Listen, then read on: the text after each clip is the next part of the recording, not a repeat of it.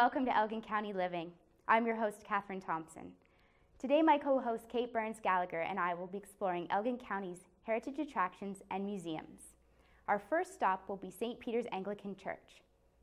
Then we'll visit the Dowler Karn Museum just outside St. Thomas. Then we'll learn about the Settlement Stories Barn Quilt Trail in eastern Elgin County, and finish off the day right here at the Elgin County Archives. Heritage attractions and museums highlight the development of Elgin County through photographs, artifacts, and documents. They provide a link to Elgin County's rich cultural past and provide an interesting experience for residents and visitors. Our first stop today is St. Peter's Anglican Church, an old historic church built by the first colonists to settle the area. The cemetery across the street is the burial place of Colonel Thomas Talbot, Elgin County's famous founder. Thanks, Catherine. We're down here just south of Dutton now at St. Peter's Anglican Church with Diane Drummel-Smith. Thanks so much for joining us today, Diane. Tell us a little bit about St. Peter's Anglican. Well, St. Peter's Church was started in 1827. It was one of the original churches along the Talbot settlement. I believe there are 3 of them altogether. This one is the only one that has actively had services continuously since 1827, I believe, in the whole Diocese of Huron. Wow. And can you tell us about the first people that came and founded the church? There were several families that came, the Pattersons, the Storys, Bacchus, I believe Pages. It was the Story family that donated, I believe, the whole 10 acres. For us to build the church and the rectory that we had next door. And the pioneers started building this, and I believe the first service was in 1827. Wonderful. So the church just celebrated its 187th anniversary. Tell us a little bit about the celebrations you've been having over the past few years. We had a large celebration 2 years ago when we did our 185th. The bishops came out. The church was packed. Several former ministers came as well to help us celebrate. We had a dinner the night before, and then cake and ice cream that afternoon. It was really nice to see. Several dignitaries and politicians were here as well. I think everyone recognizes the significance of the history of this little church down here, so it was nice. Now, we just did our 187th on Sunday, and that was very nice as well. We had special music and, again, cake and ice cream afterwards. That's great. Now, the church is available by appointment to come and tour. Tell us some of the unique things that people see inside. I think what really strikes people first are the stained glass windows. They're beautiful. They're the original stained glass windows that went in the church, you know, when they were put in. They are just priceless, really. I don't think too many new churches go with the stained glass windows like we have. Each window depicts a different scene in Jesus' life. Another thing is the brass. It's gorgeous, and not too many churches go with brass pulpits and lanterns and lecterns, as well. I think it's just the brass and the stained glass windows and the beautiful feeling that you get when you walk into the church. Now, you've been doing a lot of restoration just on the stained glass and also the brass. Kitty, your cohort, was telling me about. Tell us a bit the restoration of the building. There's a company in Toronto that we hired, and they can take your brass away and restore it and put a finish on it so that you don't have to keep polishing it, which is quite a job. So we've been working on that. We've got several pieces restored so that they will not tarnish again. We decided for warmth and comfort when we came out here full time to side the church. We've had new eave troughs installed, repaired the drainage. We've totally renovated the basement inside, so it's efficient for holding weddings, funeral teas, whatever gatherings you want. We have had a new furnace put in this year with central air conditioning, which makes it very nice when you have large gatherings. Let me see, renovated the bathroom, done some more renovations to the kitchen, and we are in the process of gathering funds and working on putting an outside ramp for a handicap so that they can get into the church. That's our next project. That's wonderful. And also in that basement, there's some items of note as well. There's the original altar cloth. Can you tell us some of the things that are also on display downstairs? Well, there's portraits of all the former ministers, or quite a few of the former ministers up to a certain year, and then the original altar cloth that I believe was given to us by Governor Graves Simcoe's daughter, I think. I'd have to check on that. I believe those are the only two things in the basement that are of significance. Great. That we've got. Now, for people coming out to visit, how do they book an appointment or come to see the church? Well, we do have a website, St. Peter's Anglican Church, Tyrconnell. I'd have to check on that for sure. They can contact the website, and the names and phone numbers of the wardens are on the website. We also have a Facebook page, St. Peter's Anglican Church, and I guess those would be the two ways. And actually, if you just call in the area and ask anyone who belongs to the church, they'll give you somebody's phone number. Great. And how regular are services as well for people to come out for a service? Every Sunday morning at 11 o'clock, we have services here. Reverend Stephen Yo is our minister. And the only times we don't have a service would be every fifth Sunday. We get together with a sister parish in West Lorne and one down the road at St. Stephen's, and we take turns. So sometimes there's 5 Sundays, like say March, this month, for instance. So we take turns, and we'll go to West Lorne one time when it's the 5th Sunday, then we'll come here, then we'll go to St. Stephen's, and we take turns. Great. Yeah. So is there anything else you'd like to let our viewers know before we sign off today? Well, the church is open every Sunday. We'd love to have anyone come out and visit us. They can leave their name and email and phone number. We can let you know when special things are going on. We always have an anniversary supper to celebrate our anniversary in June. We have a beef anniversary supper in June. We host a music night every year, and the proceeds go to the local West Elgin Daffodil Auxiliary for cancer patients. And we've been quite successful in raising a fair bit of money for that every fall. And we're thinking this year of maybe hosting a chicken barbecue and garden party in August here at the church. So yeah, anyone that wants to come out and come for services or just come for a visit, if they want to book a tour, again, they can go on the Facebook page and just let us know, and we're open for tours to the public at any time. Great. Well, thanks so much for your time, Diane. We really appreciate it. And Catherine, I highly suggest coming out to see the stained glass and getting into one of those events. Take care. Thanks, Kate. Anyone who's interested in learning a little bit more about Elgin County's past has to visit the St. Peter's Anglican Church in Tyrconnell. Let's take a short break, and then we'll be right back on Elgin County Living.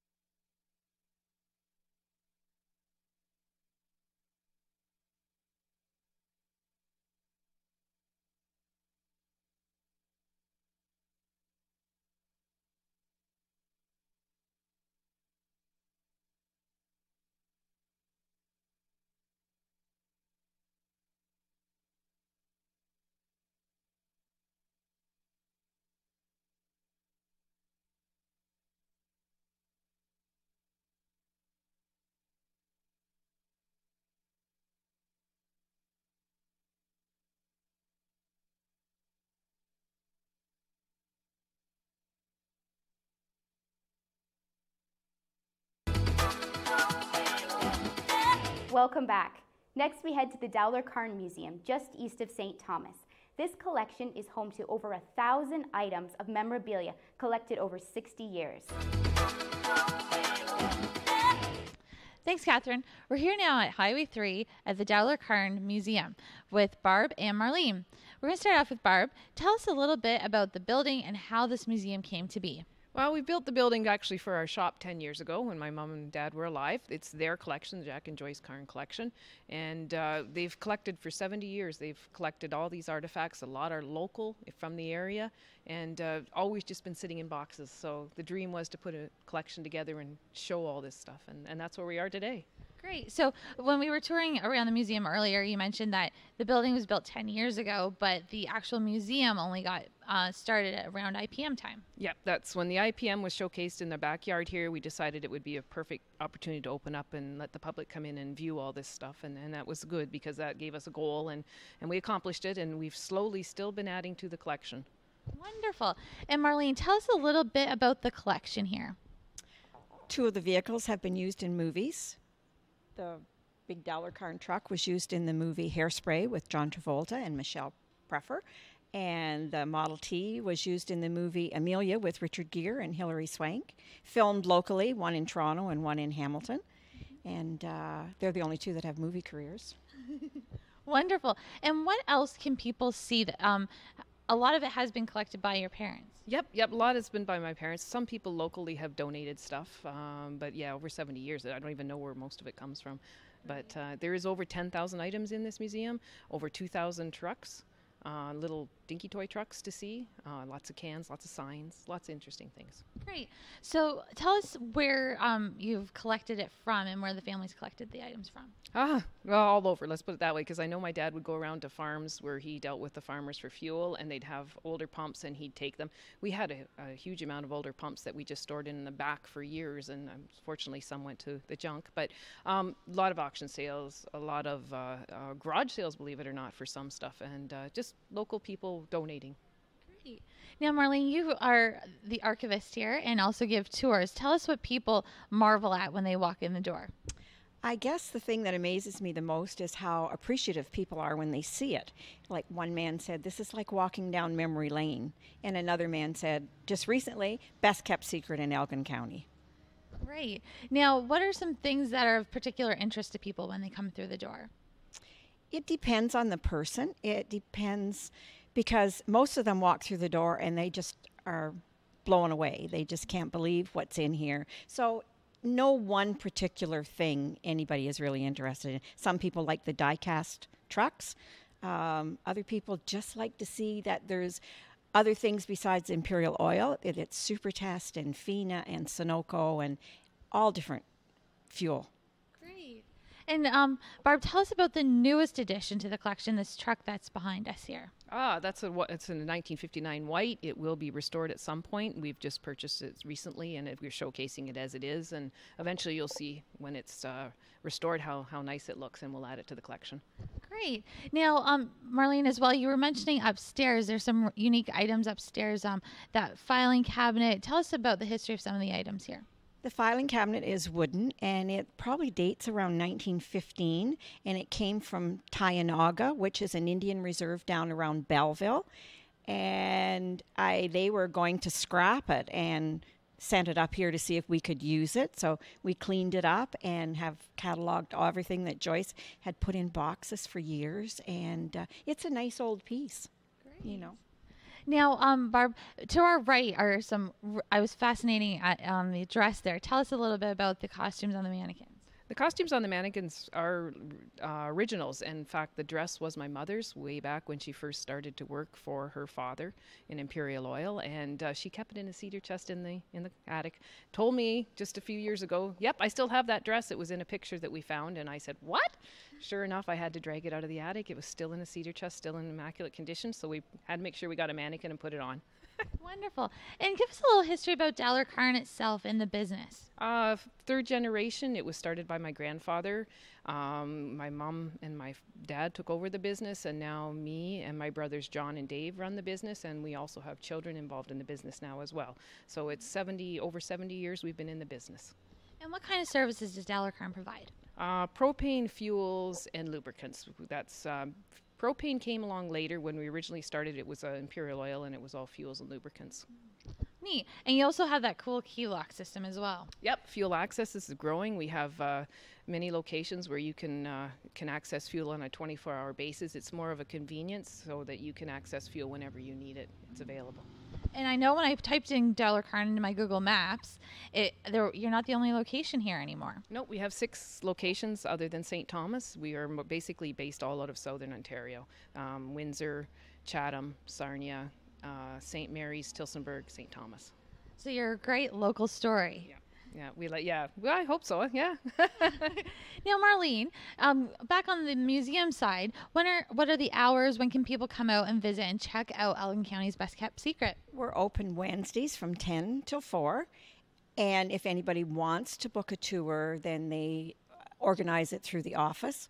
And it's surprising how many people we do get through the week. Great. And I noticed that the museum is also fully accessible. Yes, we have a lift on the stairway that is used if anybody needs to use it. So we don't have any problem with anybody going up and down. Wonderful. And so you're welcome tour groups of any Yes, shape or size. Yes. Oh, we had 52 people just a week ago come through, and they were thrilled. So any last comments before we send it back to Catherine in the studio? No, just please come out and view it, and you can see a lot of things. It's not just the oil industry. We do have local things from St. Thomas. We have train station on display that's a replica. We have jumbo artifacts, Alma College artifacts. So we do try to keep some other local stuff in here as well to interest people. Great. Thanks, Barb. Marlene? It's no charge. No charge. That's a huge bonus. Well, thanks so much, ladies, for your time today, and I highly recommend getting out here to the Dowler Karn Museum. Back to you, Catherine. Thanks, Kate. It's time for another short break. We'll be right back on Elgin County Living.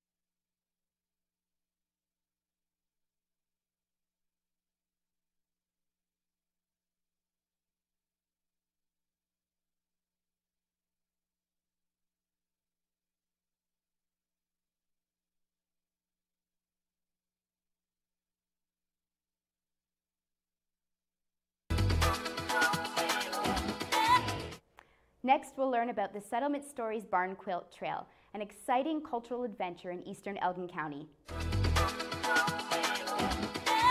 Thanks, Catherine. We're out here now on Glencolin Line with Donna Lunn to chat about the Settlement Stories Barn Quilt Trail. Thanks so much for joining us today, Donna. Good morning. So tell us a little bit about the Barn Quilt Trail.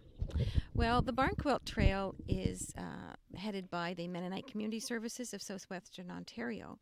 And in their strategic planning, they wanted to be able to share their story and how do they make awareness of cultural settlements in the area. And they wanted to include other people as well. So an expression of that could have been through the Barn Quilt Trail. So that's exactly what happened. Great. And how many barn quilts are on the trail? We have 30 barn quilts right now, although this summer we're putting up another 4. So it is expanding, and we get a lot of good feedback about it. And there's a little bit of differences between some of all the barn quilt trails, and ours is a little unique as well. And tell us, what are barn quilts exactly? Well, barn quilts, some people think we're hanging up fabrics on the barn, and that certainly isn't it.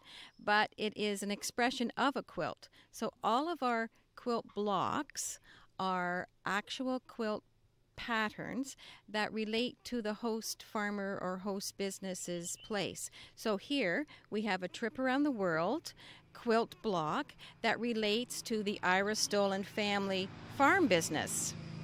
And as within, we are now within the Amish settlement, and in the Amish there is quite a large contingent that have come from around the world. So we have some from Austria, some from the States, and who have settled here. So the trip around the world quilt related to them, and they were helpful in choosing that pattern as well. And then we have created the QR code so that people can actually use their smartphone, and the story is right here, so that when you visit the quilt block, it is accessible to you so that you can actually read the story of all of our cultural stories in the east end of Elgin County. Great. So with all 30 quilts, you can actually walk up to the quilts on people's properties. They're okay with that. Right. That was one of the differences that we wanted to do. All the quilt blocks that you see around the region, they're just beautiful work of art.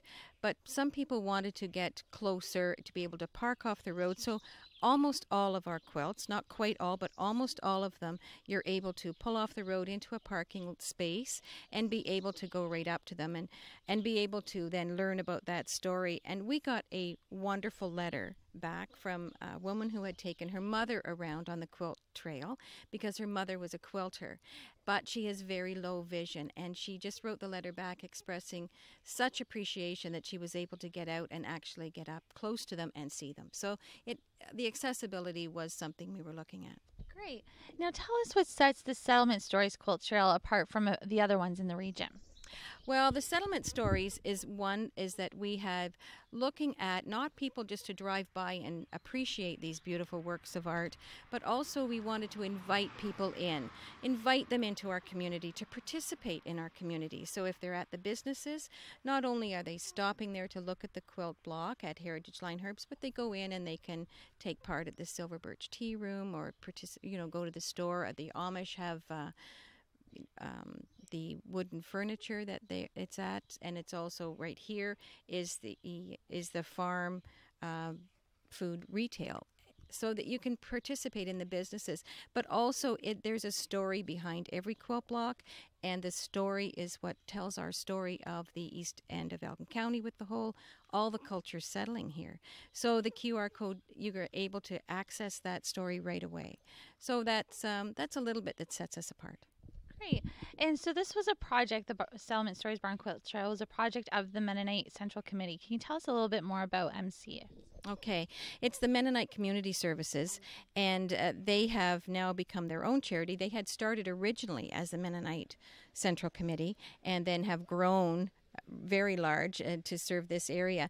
And so, yes, they wanted to be able to be telling their cultural story, but they wanted to include all cultures. And so this was one way of doing it. So it really is stitching all of that wonderful cultural history that we have here in the stories and stitching them into a quilt block trail. Great. And now where can people access the trail and find out more about it? We have great brochures, and the brochures are at all the tourist blocks in the county, as well as at MCS office themselves. We also have it online, www.Settlement Stories Quilt Trail, and the map is on there as well with all the stories. Great, and it's a really unique map too. I was noticing it's quite interactive. Can you tell us a little bit about that map? The digital map is interactive, and it has the little icons on the Google map are the quilt blocks themselves. You can click on the quilt block, it takes you to directions, it takes you to the story of it, and you can see all of them as well. So, and we're going to this summer be putting on the layering of other trails in the area, so that when consumers or tourists want to look at one of them, they can actually plan their own route. So it'll be really interactive. They'll be able to choose their own route and see different areas of interest in our communities. Great. And any last comments before we send it back to Catherine in the studio? Well, I just think it's wonderful that the communities are able to participate in being able to show others what their communities are doing, and that the County of Elgin Economic Development Department really helps promote that and puts a lot of awareness and marketing into that. So we really appreciate the partnership. Great. Well, thanks so much for your time today, Donna. And back to you, Catherine. Thanks, Kate. For more information on the Settlement Stories Barn Quilt Trail, visit www.mcson.org/quilts. Let's take a short break.